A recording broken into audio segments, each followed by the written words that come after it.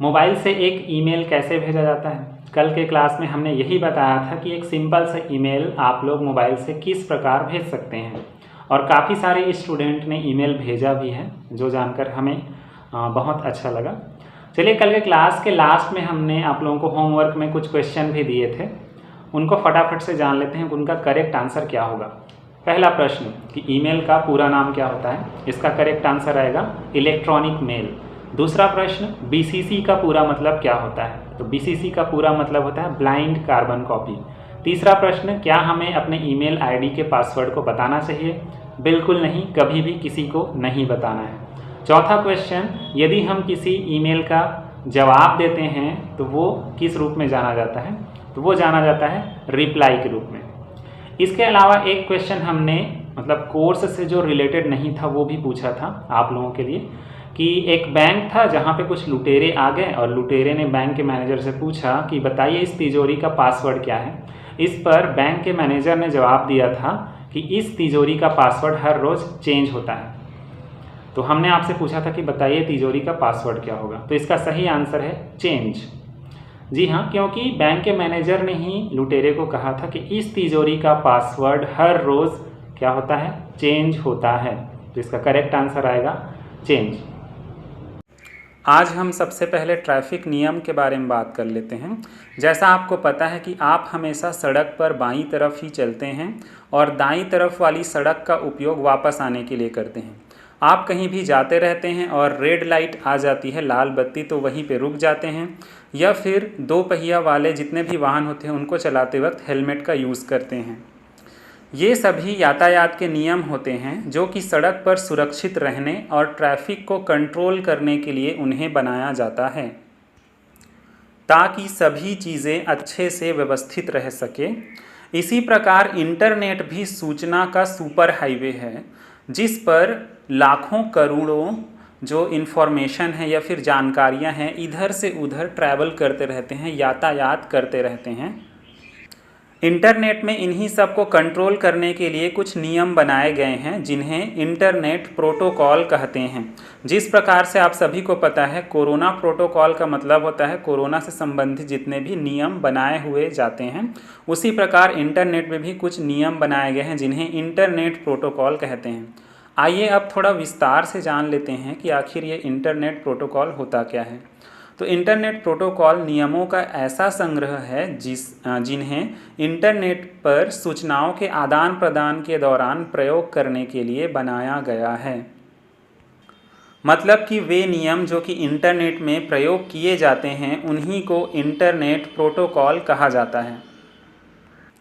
और आज के क्लास में हम कुछ इन्हीं इम्पॉर्टेंट इंटरनेट प्रोटोकॉल्स के बारे में जानने वाले हैं, और आशा करते हैं कि आप इन सारे प्रोटोकॉल्स को बहुत ही अच्छे तरीके से समझ पाएंगे।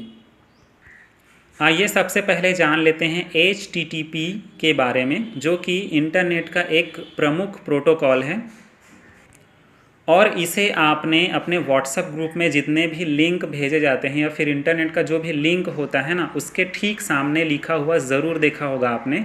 किसी भी लिंक के सामने HTTP लिखा होता है।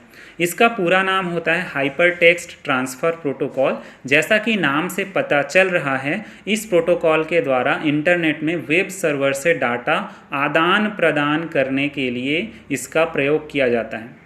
लिखा हुआ है ना हाइपर टेक्स्ट ट्रांसफ़र प्रोटोकॉल, इसका मतलब इससे जो भी हाइपर टेक्स्ट के द्वारा जानकारी बनी हुई होती है इंटरनेट में उसको ट्रांसफ़र किया जाता है एक जगह से दूसरे जगह पे। किसके द्वारा? इंटरनेट वेब सर्वर के द्वारा। तो यदि आप इसके नाम को अच्छे तरीके से समझ लें तो आप लोग भी जान जाएंगे कि आखिर ये HTTP मतलब कि हाइपर टेक्स्ट ट्रांसफ़र प्रोटोकॉल क्या होता है। आइए जानेंगे दूसरे प्रोटोकॉल के बारे में, जिसका नाम है TCP, जिसका पूरा नाम होता है ट्रांसमिशन कंट्रोल प्रोटोकॉल। और ये भी अपने नाम के अनुसार ही बहुत ही आसान है।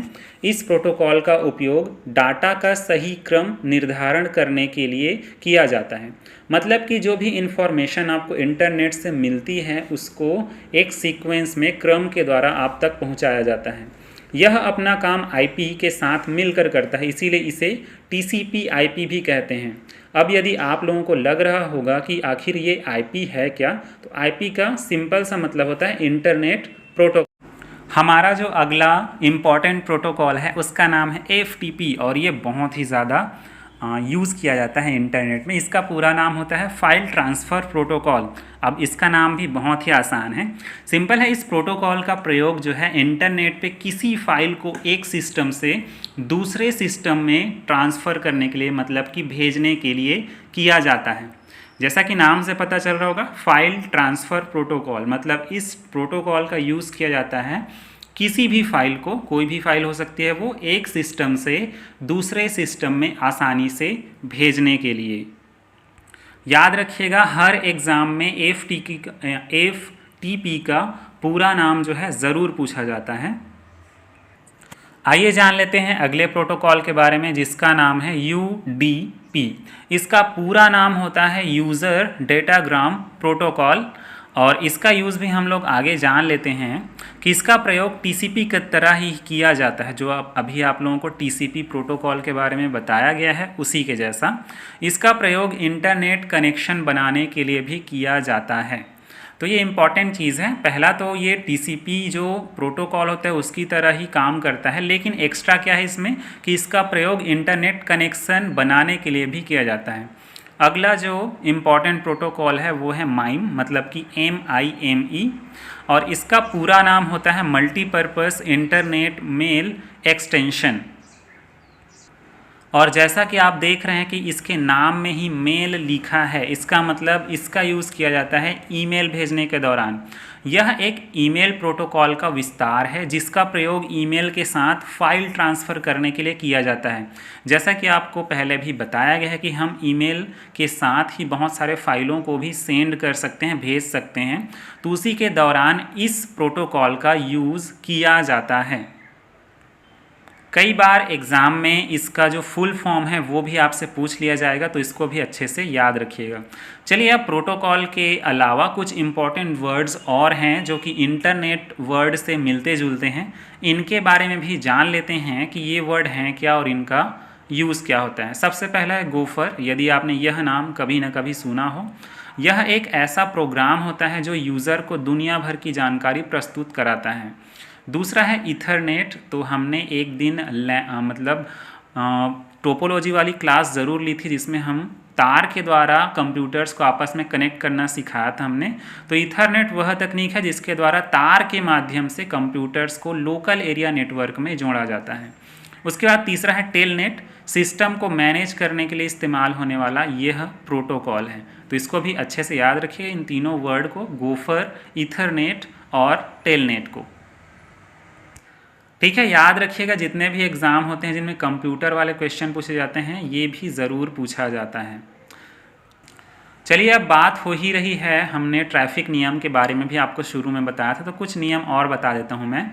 तो आप लोगों को पता होना चाहिए कि भारत में जो मोटर व्हीकल एक्ट है 1988, उसके अनुसार आप कोई भी दो पहिया वाहन जब चलाते हैं, स्पेशली बाइक चलाते हैं, तो आप उसको चप्पल पहन के नहीं चला सकते। ये एक नियम है, ट्रैफिक रूल है। अब आप लोगों को भी ये ज़रूर पता होगा कि जब आप बाइक चलाते हैं तो यदि आप शूज़, मतलब कि जूते पहन के बाइक चलाएं तो ज़्यादा कंफर्ट मिलता है उसमें और चीज़ें आसान भी हो जाती हैं, जबकि जो स्लीपर्स होते हैं, चप्पलें होती हैं, उनमें ये नहीं हो पाता। इसीलिए ये जो है दो पहिया जो वाहन है वो चप्पल पहन के चलाना जो है गैर कानूनी माना जाता है। चलिए, एक और एक्ट के बारे में बता देते हैं कि आपके पास जो लाइसेंस है उसे आप अमेरिका और ऑस्ट्रेलिया सहित 21 देशों में आसानी से यूज़ कर सकते हैं। मतलब आप अमेरिका या ऑस्ट्रेलिया जाएंगे तो आपको अलग से लाइसेंस बनवाने की ज़रूरत नहीं पड़ेगी। आपके पास जो लाइसेंस है उसी का आप यूज़ कर सकते हैं भारत के अलावा 21 देशों में। तो ये दोनों चीज़ें भी आप लोग याद रखिएगा, कोर्स में तो नहीं है लेकिन आपके काम की है। चलिए, अब आज का आखिरी क्वेश्चन, जैसा कि हमने पिछले क्लास में भी पूछा था, तो इस क्लास में भी हम एक क्वेश्चन पूछ लेते हैं। आप सभी को जैसा कि पता है कि दो पहिए वाले जितने भी वाहन हैं उनको चलाने के लिए बोला जाता है कि हेलमेट पहनना ज़रूरी है, लेकिन हम क्या करते हैं, हेलमेट नहीं पहनते। अब आप लोगों को यही आंसर देना है कि बाइक या फिर स्कूटर चलाते वक्त हेलमेट क्यों नहीं पहनते हैं आजकल, जबकि सभी को पता है कि ये कितना ज़रूरी